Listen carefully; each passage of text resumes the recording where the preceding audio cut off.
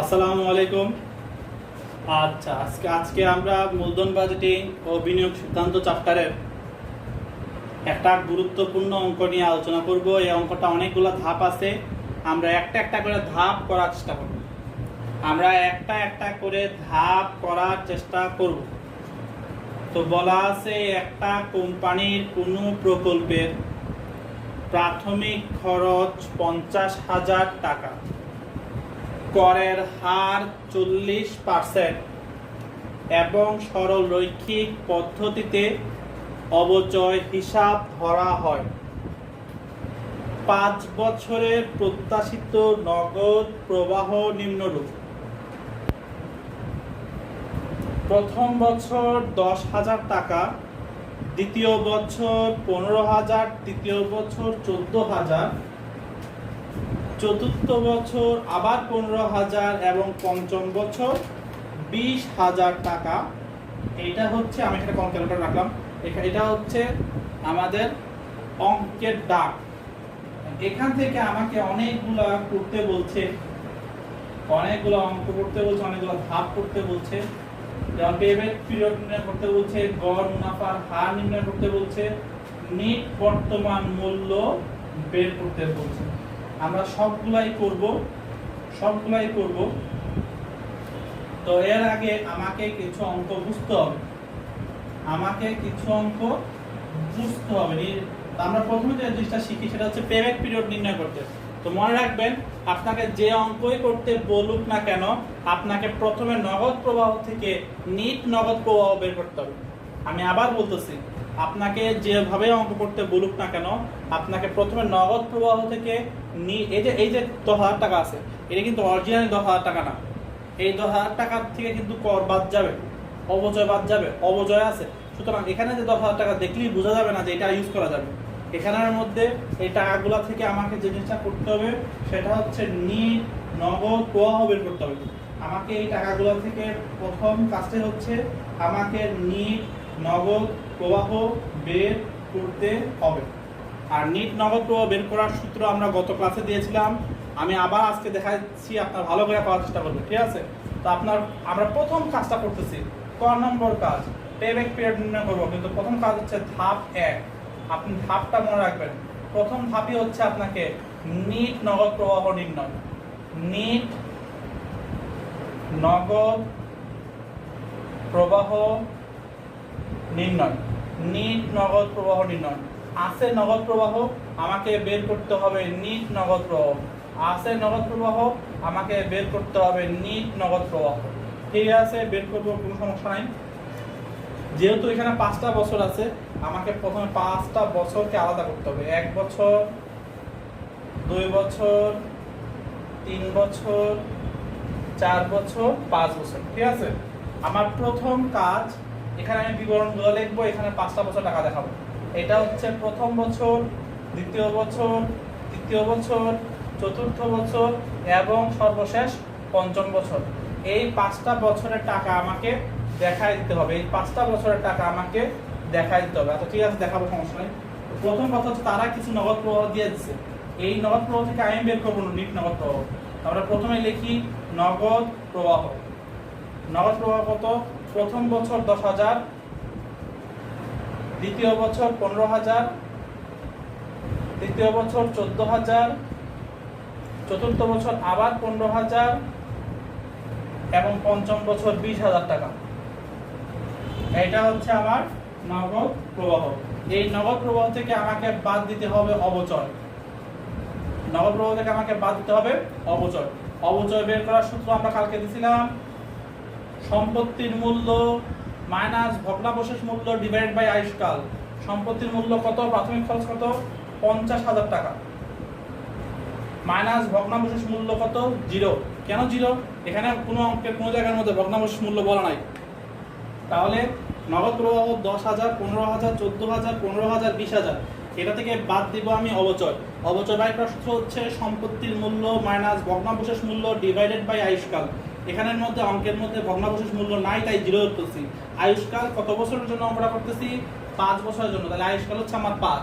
তাহলে 50,000 থেকে 0 গেলে 50,000ই, 50,000কে 5 দ্বারা ভাগ করলে থাকতেছে টাকা 10,000 টাকা। এই 10,000 টাকা হচ্ছে আমার অবচয়। এই 10,000 টাকা বাদ দিতে হবে, প্রত্যেকটা ঘর থেকে বাদ দিতে হবে। প্রথম বছর থেকে 10,000 বাদ, দ্বিতীয় বছর থেকে 10,000 বাদ, তৃতীয় বছর থেকে 10,000 বাদ, চতুর্থ বছর থেকে 10,000 বাদ, পঞ্চম বছর থেকে 10,000 বাদ। সবগুলো বছর থেকে যখন আমি 10,000 বাদ দিয়ে দিলাম, তাহলে আমার থাকতেছে কি, নগদ প্রবাহ থেকে অবচয় বাদ দিলে থাকতেছে কর পূর্ব মুনাফা। যা থাকতেছে তার নাম হচ্ছে কর পূর্ব নিট মুনাফা। কর পূর্ব নিট মুনাফা। কর পূর্ব নিট মুনাফা কত? 10,000 থেকে 10,000 গেলে 0, 15,000 থেকে 10,000 গেলে থাকতেছে 5,000, 14,000 থেকে 10,000 গেলে থাকতেছে 4,000, 15,000 থেকে 10,000 গেলে থাকতেছে 5,000, আর 20,000 থেকে 10,000 গেলে থাকতেছে 10,000, 20,000 থেকে 10,000 গেলে থাকতেছে 10,000। তাহলে কর পূর্ব মুনাফা কত? 0, 5,000, 4,000, 5,000, আরো হচ্ছে 10,000। কর পূর্ব মুনাফা থেকে আমি বাদ দিব আমার কর। কর হচ্ছে এট দ্য রেট অফ কত পার্সেন্ট? তারা বলছে 40% করে কর ধরতে হয়। তাহলে কর হবে এট দ্য রেট অফ 40%, 40%। 0, 0, 40% কত? 16, 0, 39% নাই, এটা জিরোই।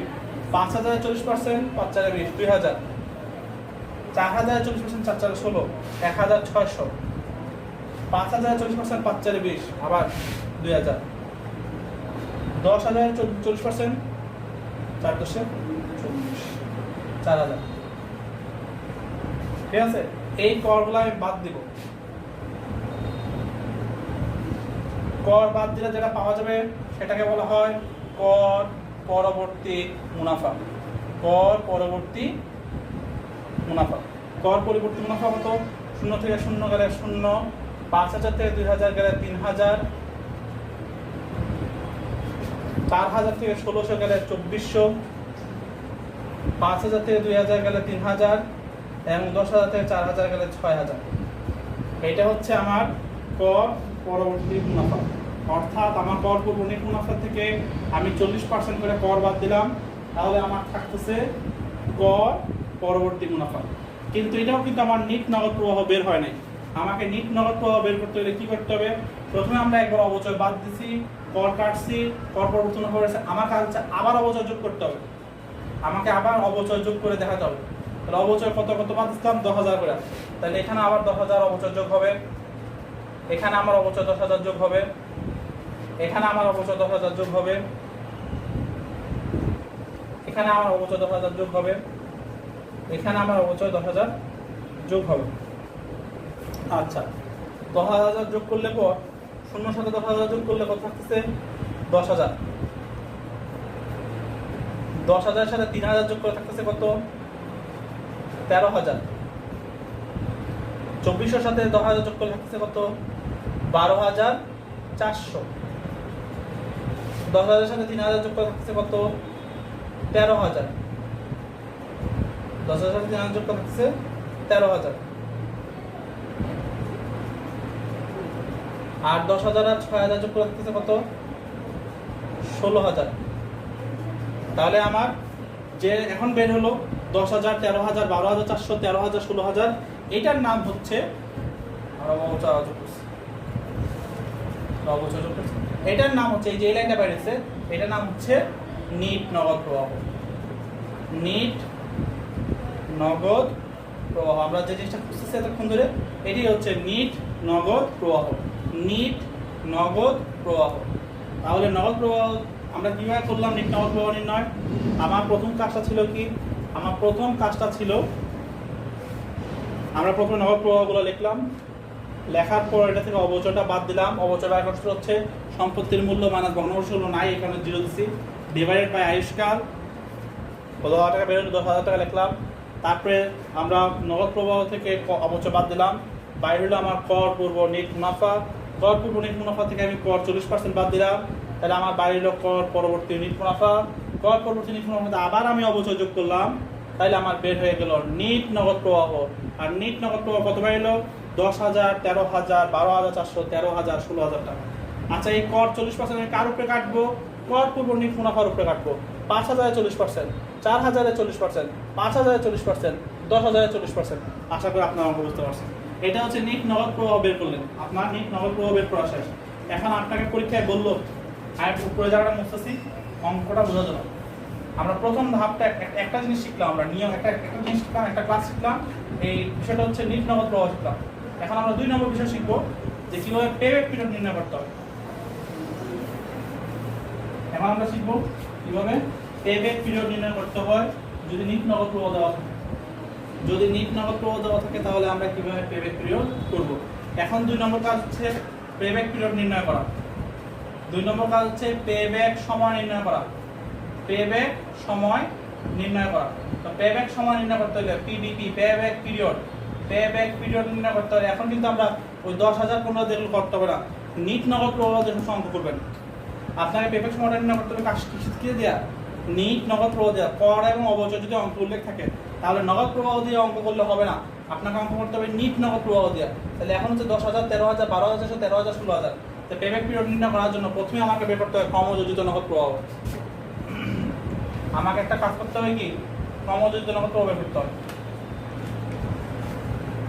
আমাকে ক্রমযোজিত নগদ প্রবাহ বের করতে হবে। কয়টা বছরের? 5টা বছর। 1, 2, 3, 4, 5। এটা হচ্ছে আমার কি বছর, এটা হচ্ছে নগদ প্রবাহ বা নিট নগদ প্রবাহ, আর এটা হচ্ছে ক্রমযোজিত নগদ প্রবাহ। আমি কি করতেছি, পেব্যাক পিরিয়ড নির্ণয় করতেছি। বছর কয়টা? বছর হচ্ছে 5টা, 1, 2, 3, 4, 5। নগদ প্রবাহগুলো কত কত এই জিনিস আমরা বাইরে রাখছি। 10,000, 13,000, 12,400, আবার 13,000, আর একটা হচ্ছে 16,000। আচ্ছা, এখন আমার কাজ কি? এখন আমার কাজটা হচ্ছে আমি এখান থেকে আর নিট ক্রমযোজিত নগদ প্রবাহ বের করবো। আমি এখান থেকে ক্রমযোজিত নগদ প্রবাহ বের করবো কিভাবে? এই 10,000-এর 10,000 লিখলাম, 10,000 আর 13,000 যোগ করলে 23,000, 23,000 আর 12,400 যোগ করলে 35,400, 35,400 আর 13,000 যোগ করলে 48,400, 48,400 আর 16,000 যোগ করলে 48 আর 16,400 যোগ করলে 400 যোগ 16,000 16,000 হ্যাঁ 64,400 হচ্ছে, যোগ করলে হচ্ছে 64,400। আমরা কি শিখছিলাম? পেব্যাক পিরিয়ড নির্ণয় করার জন্য পেব্যাক পিরিয়ডের সূত্র কি? পিবিপি সূত্র কি? a প্লাস এনসিও minus C divided by D. A হচ্ছে কোন বছর? যে বছরে বিনিয়োগের কাছাকাছি সময়। 38,400, বিনিয়োগ ছিল 50,000, তো 38,400 হচ্ছে বিনিয়োগের কাছাকাছি সময়। তাহলে 4 হচ্ছে আমার এ, 4 হচ্ছে আমার যে বছরে বিনিয়োগের কাছাকাছি সময় থাকবে সেটা হচ্ছে আমার এ, ঠিক আছে। আর যে বছরের এ ওই বছরের ক্রমযোজিত নগদ প্রবাহ হচ্ছে সি, আর পরের বছরের নগদ প্রবাহ হচ্ছে ডি। আমি আবার বলতেছি 50,000-এর কাছাকাছি আসতেছে 48,400। এই 48,400 যেহেতু কাছাকাছি, তাহলে এটা যে বছর পড়ছে ওই বছরটা হচ্ছে এ, আর যে বছর ক্রমযোজিত নগদ প্রবাহের এ আছে ওই বছরের ক্রমযোজিত নগদ প্রবাহ হলো সি, আর যে বছরের সি বা এ হয় এর পরের বছরের, অর্থাৎ 4 নম্বর বছরে এ পাওয়া গেছে, এর পরের বছরের নগদ প্রবাহ হচ্ছে আমার ডি। লাইন মানটা বসায়, এর মান হচ্ছে 4 প্লাস এনসিও বিনিয়োগ করছিলাম কত? 50,000 টাকা, মাইনাস সি, সির মান কত? সির মান হচ্ছে 48,400 টাকা, তারপর হচ্ছে ডিভাইডেড বাই ডি, ডি কত? 16,000। আমি ক্যালকুলেটরে করি 50,000 বিয়োগ 48,400 সমান যত, ভাগ হচ্ছে 16,000 সমান হচ্ছে 0.1। তাহলে 4.10 বছরে আপনার টাকা আপনার কাছে ফেরত চলে আসবে। 4.10 বছরে আপনার টাকা আপনার কাছে ফেরত চলে আসবে। এই 4.10 বছরে হচ্ছে আপনার পে ব্যাক পিরিয়ড টাইম। আমি আশা করি আপনারা নিট নগদ প্রবাহ নির্ণয় এবং পে ব্যাক সময় নির্ণয় করার পারছেন, শিখছেন, বুঝতে পারছেন। আচ্ছা, এখন আমাদের কাজ হচ্ছে একটা ছোটখাটো কাজ করে ফেলাই, যে এইটা থেকে কিভাবে গড় গড় গড় মুনাফা বের করবো। এখান থেকে কিভাবে আপনি গড় মুনাফার হার বের করতে পারবেন। এখান থেকে আপনি কিভাবে গড় মুনাফার হার বের করবেন। আমরা জানি গড় মুনাফা হচ্ছে গড় নিট মুনাফা ডিভাইডেড বাই গড় বিনিয়োগ ইনটু 100। আপনি এই অঙ্কটা পেব্যাক পিরিয়ডটা পর্যন্ত করবেন। একটু সময় দিলাম, পেব্যাক পিরিয়ডটা তুলে নেন, স্ক্রিনশট দিয়ে রাখতে পারেন, ভিডিও পজ দিয়ে তুলতে পারেন। আমি পেব্যাক পিরিয়ডটা মুছে দিব, আমরা আরেকটা অঙ্ক করব।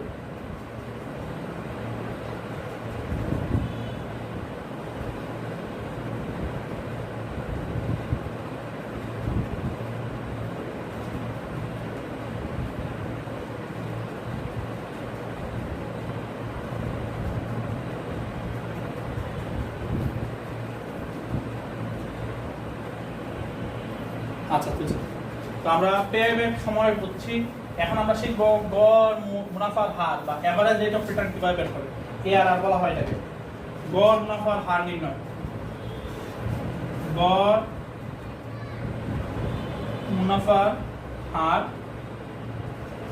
ইংলিশে এটাকে বলা হয় এভারেজ রেট অফ রিটার্ন।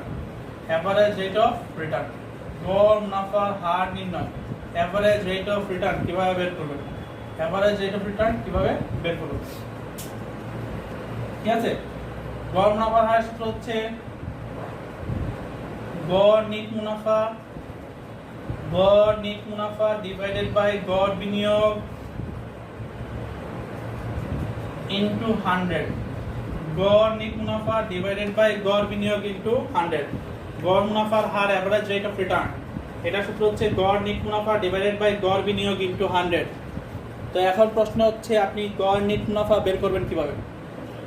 গড় নিট মুনাফা বের করবেন কিভাবে, আসেন আমরা বের করি প্রথমে গড় নিট মুনাফা। ভালো করে অঙ্কে তাকায় দেখেন, আপনি কিন্তু গড় নিট মুনাফা একবার বের করছেন।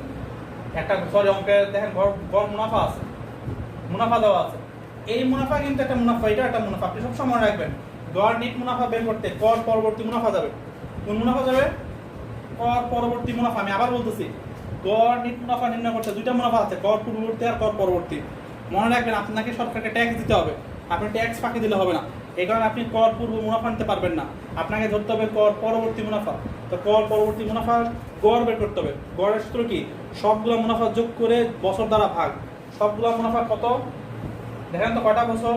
বছর হচ্ছে 5টা। সবগুলো মুনাফা, প্রথম বছর মুনাফা হচ্ছে 0, দ্বিতীয় বছর মুনাফা হচ্ছে 3000, তৃতীয় বছর মুনাফা হচ্ছে 2400, ঠিক আছে। চতুর্থ বছর আপনার মুনাফা ছিল আবার 3000, এবং পঞ্চম বছর আপনার মুনাফা হচ্ছে 6000 টাকা। 5টা বছরের মুনাফাকে যোগ করে 5 দ্বারা ভাগ। গড় নিট মুনাফা সূত্র হচ্ছে 5 বছরের কর পরবর্তী মুনাফা যোগ করে 5 দ্বারা ভাগ। 5টা বছর যেহেতু আছে, কর পরবর্তী মুনাফা, নট কর পূর্ববর্তী মুনাফা। কারণ কর পরবর্তী মুনাফা এই কারণে, কারণ আপনাকে কর দিতে হবে। আপনাকে কি দিতে হবে?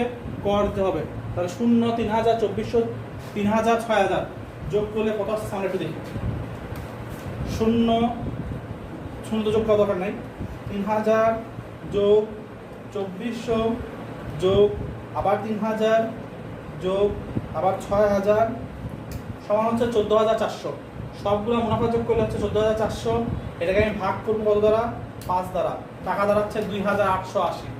2880, 2880। আচ্ছা, 2880। তারপর আমার কাজ হচ্ছে গড় বিনিয়োগ বের করা। গড় বিনিয়োগ বের করব। গড় বিনিয়োগ কিভাবে বের করতে হয় এটাও আমরা শিখছি। প্রারম্ভিক বিনিয়োগ যোগ সমাপনী বিনিয়োগ। সমাপনী বিনিয়োগ না থাকলে ভগ্নাবশেষ মূল্য ভাগ 2। এই অঙ্কের মধ্যে শুধুমাত্র প্রারম্ভিক বিনিয়োগ আছে, ভগ্নাবশেষ বিনিয়োগ নাই বা সমাপনী বিনিয়োগ নাই। প্রারম্ভিক বিনিয়োগ কত করছিলেন? 50000 করছিলেন। সমাপনী বিনিয়োগ কত? 0, ভাগ হলো 2। 50000 আর 0 যোগ করে 50000 দুই ভাগ করলে 25000 টাকা। টাকা দাঁড়িয়েছে কত?